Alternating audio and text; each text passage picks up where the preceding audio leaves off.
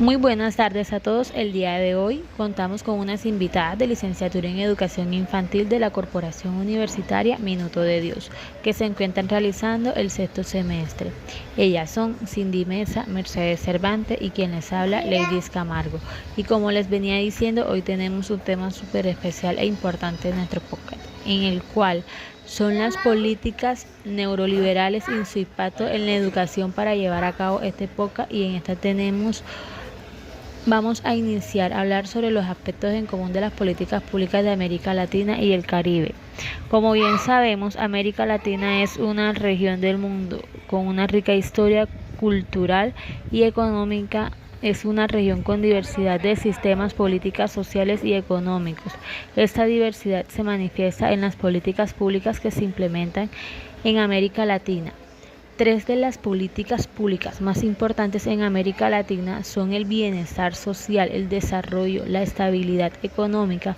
Todas estas políticas públicas tienen un impacto significativo en la vida cotidiana de las personas. En América Latina, las políticas públicas de bienestar brindan apoyo financiero a las familias necesitadas y de bajos recursos.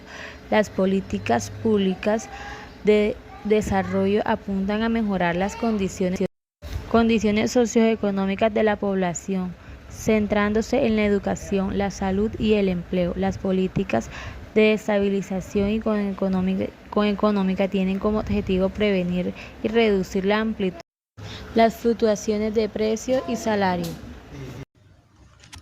Muy buenas. Seguimos con todo lo que tiene que ver con neoliberalismo. Y entonces vamos a explicar acerca del impacto en los modelos educativos en países más representativos de América Latina. Entonces, esto nos conlleva a adentrarnos un poco en lo que es el concepto de neoliberal como un proyecto ideológico con pretensiones universalistas y de carácter homogénico, donde las naciones más ricas, poderosas, ubican sus intereses en las economías de las naciones con mayores necesidades. ¿Para qué es esto? Para captar recursos que le provean a sus estados, a través de una lógica de denominación desde el punto de vista económico.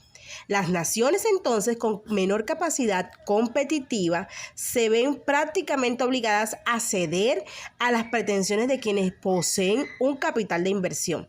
Entonces, este carácter globalizado de la economía, de las dependencias, de los mandatarios, cumplen con un papel de legitimadores. Esto se evidencia a nuestro alrededor.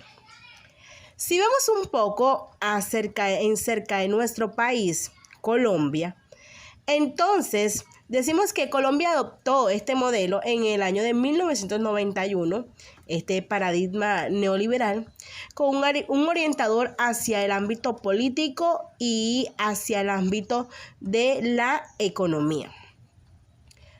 Por ende, el neoliberalismo en Colombia pretendió ser una fórmula salvadora de un futuro de esta década, pero este crecimiento económico y la inversión extranjera deberían haber sido la solución a los problemas de este pasado, que se marcó con violencia dentro de la política y terminó por exagerar una crisis económica, social e institucional, que por el contrario a lo que se esperaba, profundizó su carácter autoritario en la vida democrática y también afectó severamente a lo que tiene que ver al ámbito de la educación.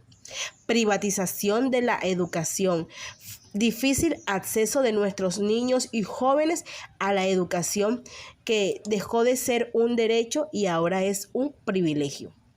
Esta crisis también se desató luego de la reversión de la década, donde los gobiernos alternativos envueltos en el neoliberalismo con sed de poder provocaron reacciones autoritarias, por lo menos casos como en Brasil y en Bolivia, y en otros como Chile y Ecuador, fueron fuertes reacciones de la sociedad civil las que aparecieron ante las medidas económicas.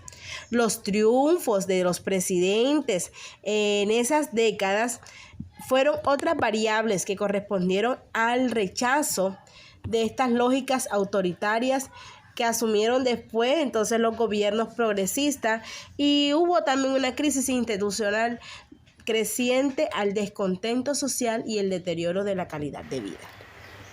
Desde las diferentes doctrinas que se han adoptado a lo largo de la historia, una de las doctrinas más sobresalientes ha sido el nuevo liberalismo.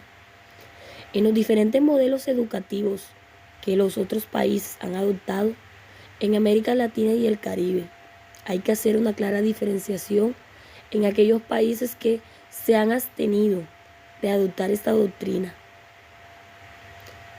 En su mayoría, piensan que adoptando doctrinas para el crecimiento económico están garantizando el crecimiento de un país. Esto es una realidad. Adoptar doctrinas que tal vez en otros países funcionen, pero al momento de adoptarla en nuestro país no están funcionando. A lo largo de las décadas de los 70 y 80 en América Latina, algunos países como México se han abstenido de adoptar la doctrina del neoliberalismo.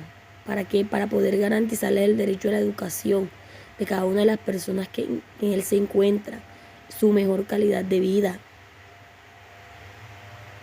¿Es esta doctrina una nueva alternativa que tenemos para colocarle a la educación un precio? ¿O simplemente estamos buscando el crecimiento económico de un país dejando de lado lo que es importante? En las diferentes desventajas y ventajas que podemos encontrar en el nuevo liberalismo, el cual establece que garantiza calidad, equidad y igualdad, lo cual es una invención del Estado, porque no podemos garantizar calidad si es un bien que estamos vendiendo a un alto valor. No podemos garantizar equidad si aquellas personas que encuentran con las mismas condiciones o en tal caso no tienen las condiciones, no pueden acceder a ellas. Ya estamos hablando de desigualdad. Y la igualdad en el ámbito educativo es lo que nos permite poder encontrar en la educación las herramientas para poder garantizar una calidad de vida a futuro para cada una de nuestras familias y para el pueblo.